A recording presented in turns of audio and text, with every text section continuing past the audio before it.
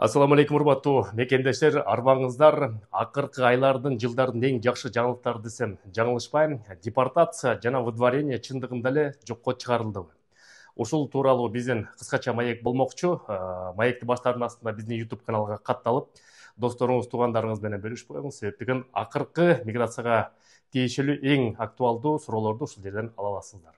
Урматтуу мекендештер, жакшы жаңылыктар, абдан сонун жаңылык десем жаңылышпайм. Госдума, мамлекеттик думада депутаттар отурган жерде 2017 жылдан баштап мигранттарды депортация кылбагыла деген талкуу катуу жүрүп келаткан. Кудай буйруса, ушул жумада экинчи окуудан кийин депутаттар бул жөнүндө жалпы добуш менен шайлап, мындан ары депортация жана выдворенияны сот өкүлдөрүнө, сотко дагы бир жолу жакшылап карап көргүлө деп сунуш берди. Бул жерде эми кыскача жалпак сөз менен эмне дейт? Эгерде мурда административный правонарушение регистрациясы базада жок болуп калса, же жашаган жеринде туура эмес болуп калса, сотко алып барып туруп эле соттон 5000 штраф колуна карматып, андан тышкары экинчи кадам болсо, же 10 күндүн ичинде өзүң чыгып кетесиң деп депортация, выдворение кылып койчу, же болбосо Сахаров аркылуу депортация кылдырчу. Сахаровда мажбур түрдө биздин мекендештер кыйналып, ал жерде бир жарым ай жатып, анан кийин кетчү эле. Бул баарыбызга белгилүү. Эми сотто дагы бир чечим пайда болду.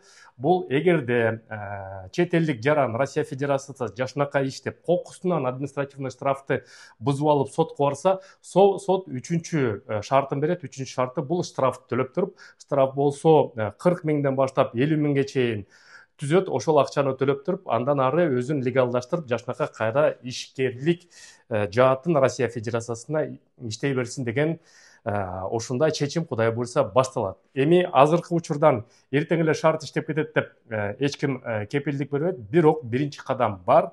Кудай буйруса мындан ары депортация кескин азаят, выдворение дагы кескин азаят. Бул мигранттар үчүн, Россия жергесин иштеп жаткан мекендештер үчүн абдан жакшы жаңылык. Урматтуу мекендештер, бул выдворение боюнча биринчи шарты бул штраф төлөш керек. Экинчи шарты болсо бул обязательная работа, принудительная работа 150-200 саатка чейин жумуш ишин иштетип туруп, ошентип тиги мигранттардын штрафын эгерде төлөй албаса, бул экинчи шарт кылат.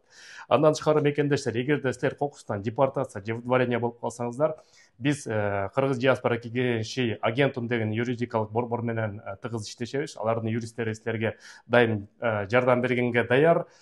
Телефон номерин айтып кетейин: +7 925 55 55 905 номерине чалсаңыздар, ошо выдворение, административный правонарушение жана депортация боюнча силерге юристтер дайым жардам бергенге даяр.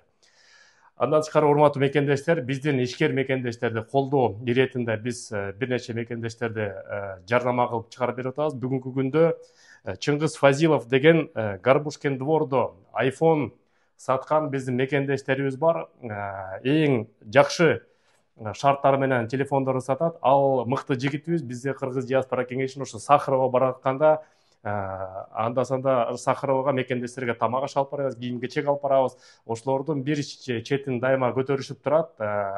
Мындайча айтканда, өзүнүн реклама кылып жарыялабайт, бирок биз ошону реклама кылып мекендешибиз дагы колдоп коелу деп чечтик.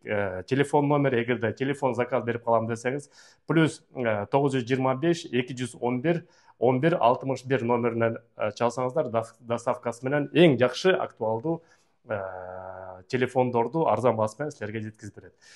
Бири-бирибизди колдоп жүрөлү мекендештер. Сак саламат болуңуздар. Силер менен Кыргыз диаспора кеңеши төрагасы мен Кубанычбек Осмонбеков. Жакшы жаңылыктар болсо силер менен дагы бөлүшүп турабыз. Көрүшкөнчө.